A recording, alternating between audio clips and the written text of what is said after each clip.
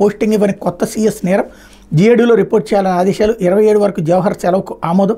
తప్పుకోవాలని nominated పదవుల్లోని వారికి సంకేతాలు అన్నట్టు వార్తని హైలైట్ చేశారు. లేకపోతే సిఐడి నుంచి సంజయ్ అవుట్,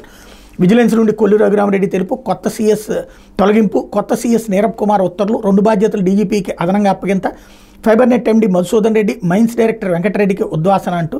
అడ్డగోలుగా వైసీపీ చట్టాలు అమలు చేసి అక్రమ అరెస్టులతో రెచ్చిపోయిన పోలీసు అధికారులపై వేటు పడింది అన్నట్టు వార్తని హైలైట్ చేశారు. అయితే మళ్ళీ మంచి రోజులు అంటూ కేంద్రంలో తెలుగుదేశానికి అత్యంత ప్రాధాన్యం, గతంలో యునైటెడ్ ఫ్రంట్లో బాబు కీలకం, వాజ్పేయి సర్కార్ ఏర్పాటులోనంతే కేంద్రంలో పరపతితో రాష్ట్ర ప్రయోజనాల సాధన, ఇప్పుడు మరోసారి ఎన్డీఏలో కీలక పాత్ర, ఉదారంగా నిధులు ప్రాజెక్టులకు అవకాశం అన్నటువంటి వార్తని హైలైట్ చేశారు. అయితే నీట్పై నీలి నీడలు, పరీక్ష నిర్వహణ ఫలితాలపై తీవ్ర ఆరోపణలు, ప్రశ్నాపత్రం లీకేజీ, మార్కుల అవకతవకలు, ఎన్నడూ లేని విధంగా 67 మందికి ఫస్ట్ ర్యాంక్, వారిలో 8 మందిది ఒకే పరీక్షా కేంద్రం, 10 రోజుల ముందే ఎన్నికల ఫలితాలు నాటి రిజల్ట్స్, పరీక్ష మళ్లీ నిర్వహించాలంటున్న తల్లిదండ్రులు, సుప్రీంకోర్టు పర్యవేక్షణ దర్యాప్తు జరిపించాలి ఖర్గే, నీట్ రద్దుకు అందరం కలిసి ఉద్యమిద్దామంటూ స్టాలిన్ స్టేట్మెంట్ ఇక్కడ హైలైట్ చేశారు. అయితే